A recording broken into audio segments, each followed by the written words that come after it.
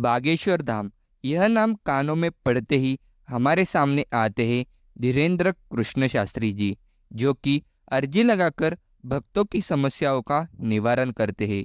कई लोग इसे चमत्कार और सिद्धियाँ कहते हैं, तो कई लोग इसे माइंड रीडिंग का खेल समझते हैं। तो आओ, आज की इस वीडियो में हम देखते हैं कि बागेश्वर धाम के चमत्कारों के पीछे का रहस्य क्या है। इन दिनों बागेश्वर धाम सरकार की चर्चा न केवल देश में बल्कि विदेश में भी जोरों पर है। बागेश्वर धाम में बालाजी महाराज का ऐसा चमत्कारिक मंदिर है जहाँ भक्त अपने समस्याओं की अर्जी लगाते हैं और फिर सुनवाई होती है। और इन दिनों में बागेश्वर धाम के कृष्ण शास्त्री जी की चर्चा इन दिनों खूब सुनाई देती है। धीरेन्द्र शास्त्री द्वारा यह दावा किया जाता है कि जो भक्त यहाँ अपनी अर्जी लेकर आते हैं उनकी समस्या का निवारण हो जाता है। पंडित धीरेन्द्र शास्त्री दिव्य दरबार लगाते हैं, लेकिन क्या आप जानते हैं कि बागेश्वर धाम के कई रहस्यों से जुड़े हुए यह राज। ऐसा कहा जाता है कि बागेश्वर धाम का निर्माण बहुत समय पहले ही हो चुका था। बागेश्वर धाम में बालाजी महाराज का प्राचीन और चमत्कारिक मंदिर है। पंडित धीरेन्द्र शास्त्री से पहले यह पीढ़ी दर पीढ़ी प्रसिद्ध संत दिव्य दरबार लगाते हैं, लेकिन शुरू में इसका प्रचार प्रसार इतनी तेजी से नहीं हुआ था जैसे कि आज है। बागेश्वर धाम मंदिर की विशेषता यह है कि यहाँ आए भक्तों की मनोकामना पूरी होती है और समस्याओं का समाधान भी होता है। मान्यता है कि बालाजी महाराज और सन्यासी बाबा की कृपा से सब सिद्ध हो जाता है। बागेश्वर धाम में धीरेन्द्र शास्त्री से पहले उनके दादाजी भगवान दास गर्ग दरबार लगाया करते थे। धीरेन्द्र शास्त्री ने दादाजी के शरण में अपना बचपन व्यतीत किया और दादा के साथ ही धार्मिक गतिविधियों से जुड़ गए। साथ ही साथ वे दरबार भी लगाने के लिए और जन कल्याण के लिए काम करने लगे। इस तरह से धीरेन्द्र कृष्ण शास्त्री जी को प्रसिद्धि प्राप्त हुई थी। और यहाँ की सबसे बड़ी विशेषता यह है कि भक्त अपने सच्चे मन के साथ आते हैं और वे संतुष्ट होकर ही जाते हैं। यह एक बड़ा सवाल है कि बाबा कैसे लोगों के मन की बात जान लेते हैं।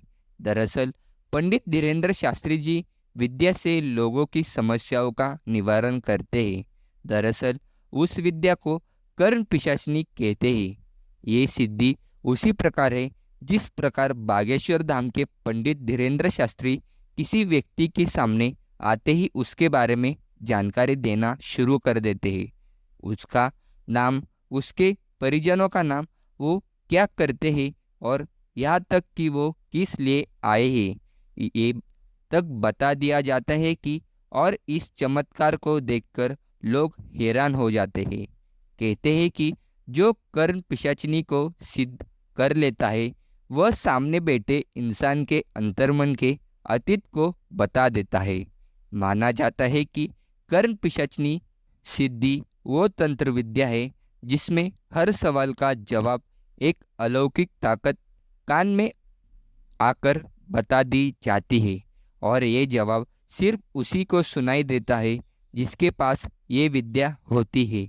इस विद्या को कर्ण पिशाचिनी विद्या के अलावा पिशाच विद्या या अंग्रेज में नेक्रोमेंसी भी कहा जाता है।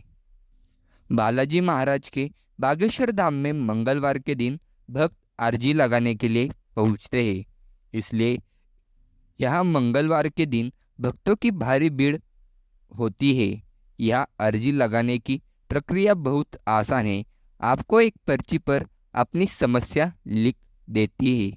उसके बाद पर्ची को कपड़े में नारियल के साथ बांधकर यह परिसर में रख देना होता है।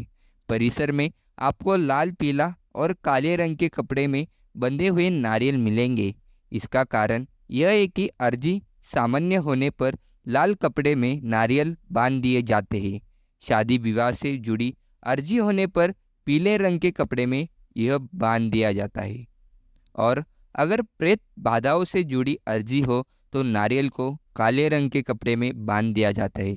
यदि आप किसी कारण बागेश्वर धाम नहीं पहुंच सकते हैं तो अपने घर के पूजा मंदिर में भी इसी प्रक्रिया के अनुसार अर्जी लगा सकते हैं। घर में लगाई गई अर्जी भी बालाजी महाराज जरूर स्वीकार करते हैं, ऐसा भी कई जनों का मानना है। कई बार ऐसे भी घटनाएं घटी है जो कि होश खो देने वाली है। जब बागेश्वर धाम में अर्जी लगाने की प्रक्रिया शुरू थी तो कई रिपोर्टर वह छुप के बैठे थे, तो बालाजी महाराज ने उन्हें पकड़ लिया और उनका भी समस्या का हल उनको बता दिया। यह सुनकर वो भी आश्चर्यचकित हो बैठे। लेकिन बागेश्वर धाम सरकार हमारे सनातन धर्म को आगे बढ़ाने की पूरी कोशिश कर रही है और उनको हमें साथ देना चाहिए, ना कि उन पर उंगली उठानी चाहिए। तो कैसी लगी आपको ये वीडियो कमेंट सेक्शन में ज़रूर बताएं। और आप तक आपने हमारे चैनल को सब्सक्राइब नहीं किया तो जल्दी से जल्दी सब्सक्राइब करें। मिलते हैं आपसे ऐसे ही अगले वीडियो में, तब तक के लिए धन्यवाद।